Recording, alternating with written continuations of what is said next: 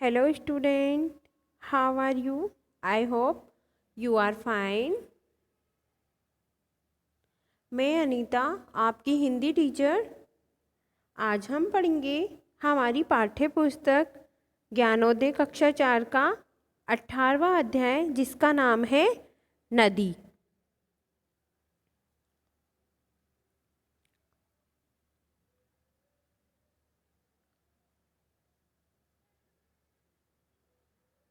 तो बच्चों, इस अध्याय में हमें नदी के बारे में बताया गया है।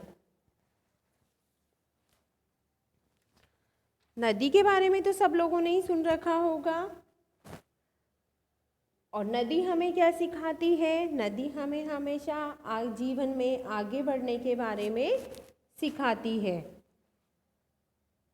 नदी हमें सिखाती है कि हमें सफलता की राह पर जो भी हमारे रास्ते में जो भी बाधाएं आए उनको पार करते हुए हम आगे बढ़ने के लिए प्रेरित हों, यही हमें प्रेरणा नदी देती है।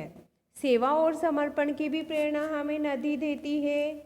दृढ़ प्रतिज्ञ बनने को प्रेरित हमें नदी करती है। नए शब्द, नए वाक्य हम इसमें सीखेंगे।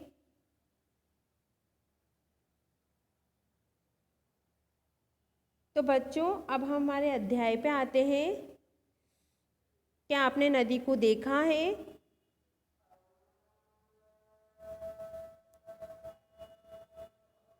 और क्या आप जानते हैं कि नदी हमें क्या प्रेरणा देती है? सबसे पहले हम अध्याय का सस्वर वाचन करेंगे।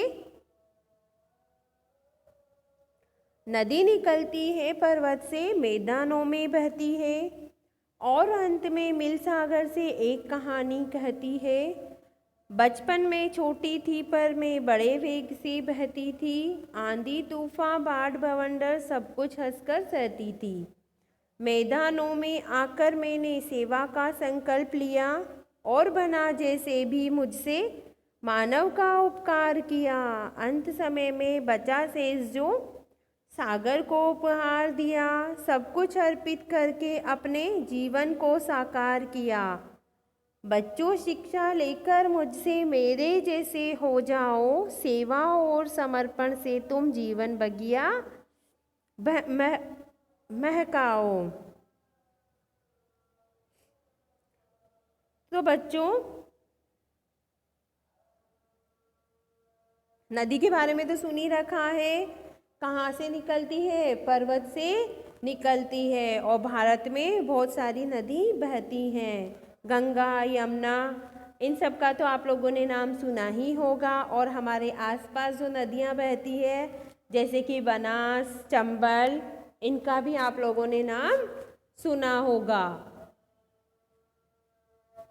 नदी पर्वतों से निकलती है, ये आप लोगों को पता है, और सागर में जाकर के मिल जाती हैं, ये भी आप लोगों को पता है, जानते होंगे आप। तो नदी निकलती है पर्वत से। नदी कहाँ से निकलती है?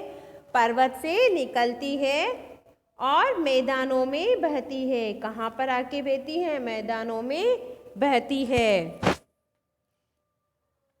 और अंत में मिल सागर से एक कहानी कहती है। और अंत में जाकर कहाँ पर मिल जाती है? वो सागर में जाकर के मिल जाती है।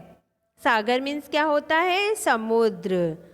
तो नदी कहती है, बचपन में मैं छोटी थी पर मैं बड़े वेग से बहती थी। तो इसका मतलब ये है कि जब नदी शुरू में निकलती है तो वो कहाँ कैसे बहती है? छोटी तो होती है पर उसका प्रवाह जो होता है बहुत तेज होता है, मतलब आगे जल्दी जल्दी वो बढ़ती है। आंधी तूफान बाढ़ बवंडर सब कुछ हंसकर सहती थी। तो रास्ते में कोई भी मुसीबत आ जाए वो तो बस निकल जाती थी। चाहे पत्थर आए बड़े बड़े, चाहे पहाड़ आए, वो निकल जाती है नदी। मैदानों में आकर मैंने सेवा का संकल्प लिया। तो नदी कहती है कि जब मैं मैदानों में आई पहाड़ों को छोड़कर, तो मैंने वहाँ आकर क्या किया, सेवा करने के लिए सोचा। मतलब यहाँ जब नदी मैदान में आ जाती है तो उसका पानी सिंचाई के लिए, पीने के लिए और भी कई सारे काम में लिया जाता है। और उसका नदी का जो क्षेत्र होता है वो भी बहुत उपजाऊ, आसपास वाला जो क्षेत्र होता है वो भी बहुत उपजाऊ होता है। तो नदी कह रही है कि मैंने क्या किया, सेवा का संकल्प लिया और मनुष्य का मैंने क्या किया, मनुष्य पर उपकार किया। अंत समय में बचा शेष जो सागर को उपहार दिया। और जब नदी जब पूरे चारों तरफ बह लेती है और वो जाकर के जब सागर में गिरती है, तो अपना बचा कुचा पानी वो सब लोगों को देने के बाद में जो बचा कुचा पानी होता है वो जाकर के सागर के अंदर, मतलब समुद्र में वो गिरा देती है और अपना अस्तित्व वो सागर में जाके समाप्त कर देती है। तो बच्चों से क्या अनुरोध करती है, बच्चों शिक्षा लेकर मुझसे मेरे जैसे हो जाओ, सेवा और समर्पण से तुम जीवन बगिया महका हो। तो नदी क्या कहती है, बच्चों तुम मुझसे शिक्षा लो और तुम भी कैसे बन जाओ, मेरे जैसे बन जाओ। और सेवा और समर्पण का क्या कर लो, संकल्प ले लो और अपनी जो जीवन की बगिया है ना उसको क्या कर लो, सवार लो। तो नदी हमें यही प्रेरणा देती है। वो कहती है सेवा समर्पण तथा सतत आगे बढ़ते रहो, यही प्रेरणा हमें नदी देती है। तो प्रस्तुत कविता में कवि ने नदी के माध्यम से छात्रों को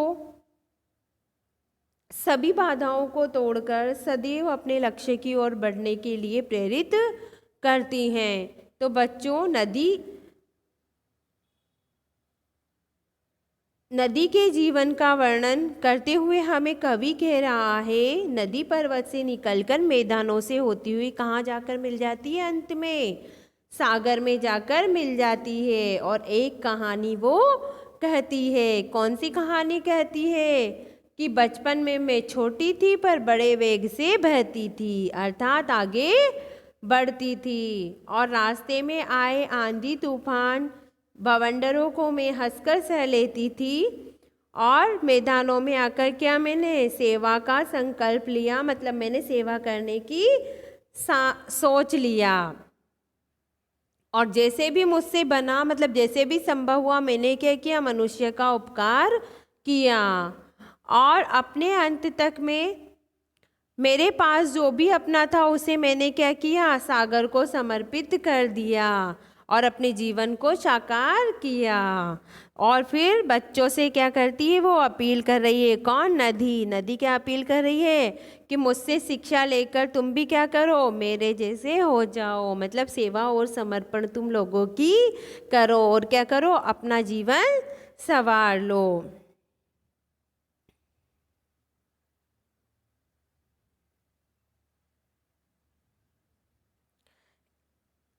इसके बाद है हमारे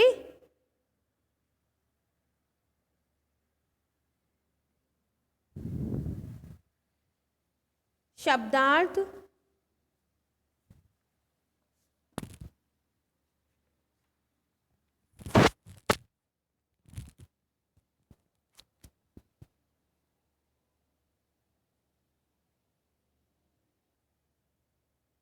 इसके बाद हमारे शब्दार्थ हैं। तो पहला शब्द है हमारा संकल्प। संकल्प का अर्थ होता है शपथ। दूसरा शब्द है हमारा उपहार। उपहार का अर्थ होता है भेंट। तीसरा शब्द है हमारा समर्पण। समर्पण का अर्थ होता है समर्पित या अर्पित करना। नेक्स्ट है हमारा वेग। वेग का अर्थ होता है गति। साकार। साकार का अर्थ होता है मूर्त सुंदर रूप देना। और उसके बाद है उपकार। उपकार का होता है एहसान और नेकी। तो बच्चों आज का अध्याय हम यहीं समाप्त करते हैं।